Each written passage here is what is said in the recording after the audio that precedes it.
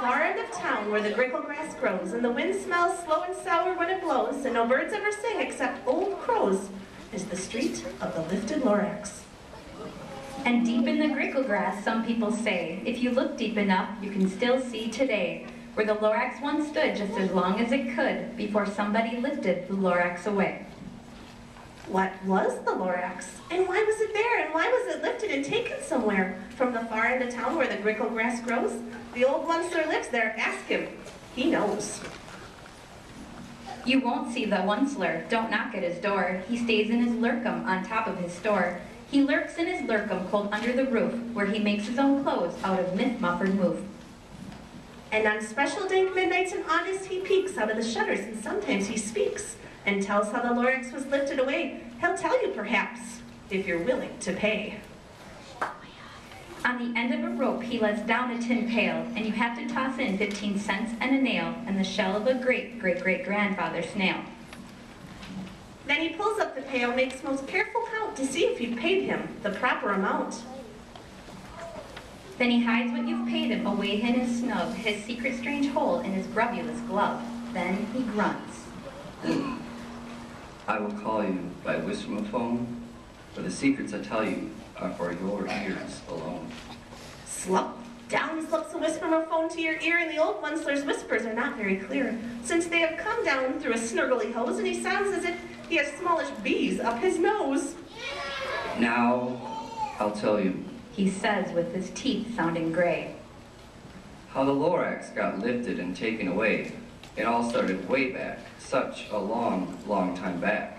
Way back in the days when the grass was still green, and the pond was still wet, and the clouds were still clean, and the song of the swummy swans rang out in space.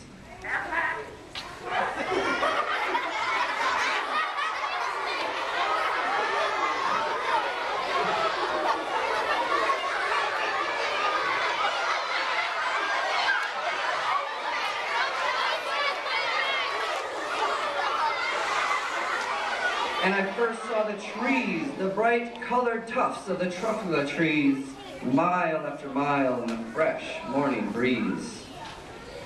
And under the trees, I saw brown barbaloots frisking about in their barbaloot suits as they played in the shade and ate truffle fruits.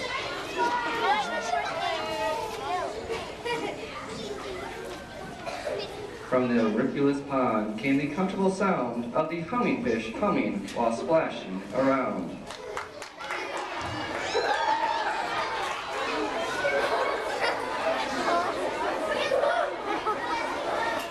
But those trees, those truffula trees, all my life I've been searching for trees such as these. The touch of their tufts was much softer than silk, and they had the sweet smell of fresh butterfly milk. I felt a great leaping of joy in my heart. I knew just what I'd do. I unloaded my cart. In no time at all, I had built a small shop. Then I chopped down a truffula tree with one chop. And with great skillful skill and great speedy speed, I took the soft tuft and knitted a need. The instant I finished, I heard. I looked. I saw something pop out of the stump of the tree I chopped down. It was sort of a man. Describe him? That's hard. I don't know if I can. He was shortish and oldish and brownish and mossy. And he spoke with a voice that was sharpish and bossy. Mister, I am the Lorax. I speak for the trees. I speak for the trees have no tongues. And I'm asking you, sir, at the top of my lungs. He was very upset, and he shouted and puffed. What's that thing you've made out of my truffula tuft? Look, Lorax, there's no cause for alarm. I chopped just one tree. I'm doing no harm. I'm being quite useful. This thing is a need. It needs a fine something that all people need. It's a shirt, it's a sock, it's a glove, it's a hat. But it has other uses, yes, far beyond that. You can use it for carpets, for pillows, for sheets, or curtains, or covers for bicycle seats.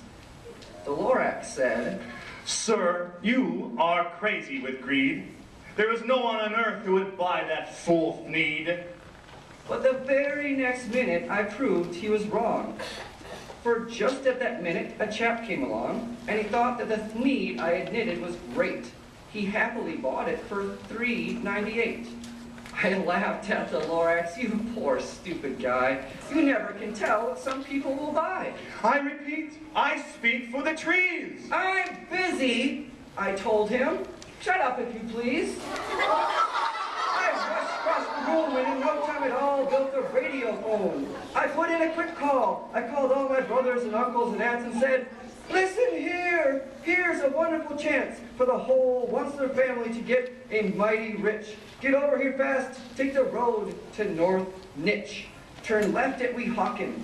Sharp right at South Stitch. And in no time at all, in the factory I built, the whole Onceler family was working full tilt.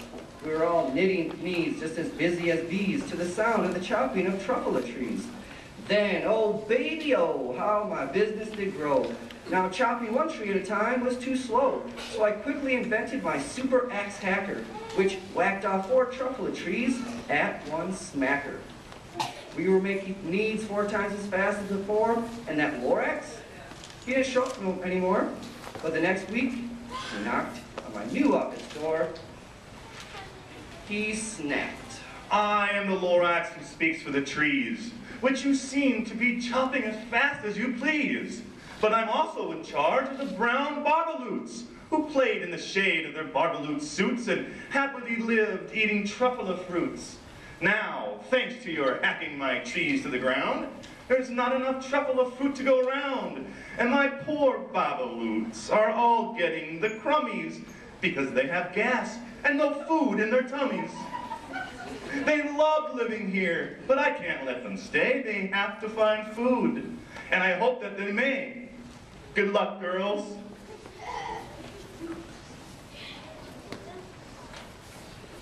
Well, he cried and sent them away. I, the Onceler, I felt sad as I watched them go, but hey, business is business, right? And business must grow, regardless of crummies and tummies, you know. I meant no harm, I most truly did not, but I had to grow bigger, so bigger I got.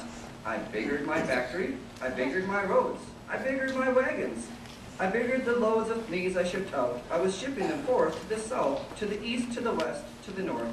I went right on biggering, selling more needs, and I biggered my money, which everyone needs. Then again, he came back. I was fixing some pipes when that old nuisance Lorax came back with more gripes. I'm the Lorax.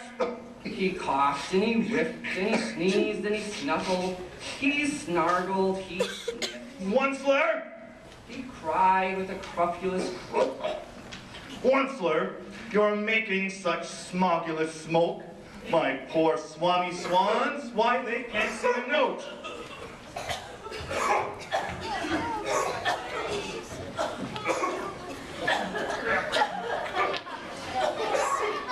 No one can sing with a smog in his throat. And so please, pardon my cough. They cannot live here. So I'm sending them off. Where will they go? I don't hopefully know. They may have to fly for a month or a year to escape from the smog you've smogged up around here. What's more, let me say a few words about gluppity glup. Your machinery chugs on day and night without stop, making gluppity glup, also schloppity schlop. And what do you do with the leftover goo? I'll show you. You dirty old Onceler man, you. You're glumping the pond where the humming fish hummed.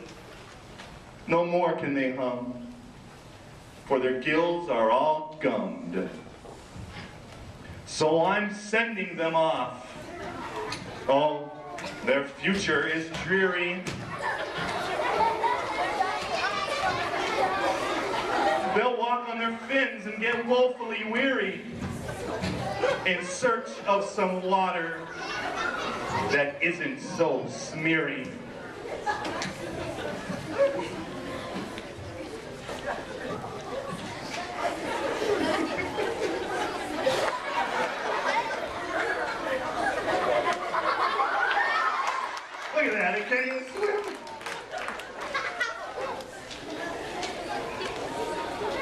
And then I got mad. I got terribly mad. I yelled at the Lorax. Now listen here, Dad. All you do is yap, yap, yap, saying bad, bad, bad. Well, I have my rights, sire. And I'm telling you, I intend to go on doing just what I do. And for your information, you Lorax, I'm figuring, and figuring, and figuring, and figuring, turning more truffle trees into needs, which everyone needs. And at that very moment, we heard a loud whack. From outside in the fields came a sickening smack of an axe on a tree. Then we heard the tree fall, the very last truffle tree of all. No more trees, no more needs, no more work to be done. So in no time, my uncles and aunts, every one, all waved me goodbye. They jumped into my cars and drove away under the smoke of smuggered stars. Now all that was left beneath the bad smelling sky was my big empty factory, the Lorax and I. The Lorax said nothing, just gave me a glance, just gave me a very sad, backwards glance. As he lifted himself by the seat of his pants, I'll never forget the grim look on the face.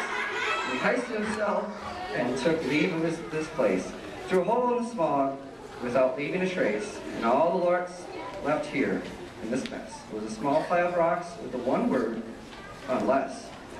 Whatever that meant, well, I just couldn't guess. That was long, long ago. But each day since that day, I've sat here and worried away. Through the years, while my buildings have fallen apart, I've worried about it with all my heart. But now, says the Onceler. now that you're here, the word of the Lorax seems perfectly clear.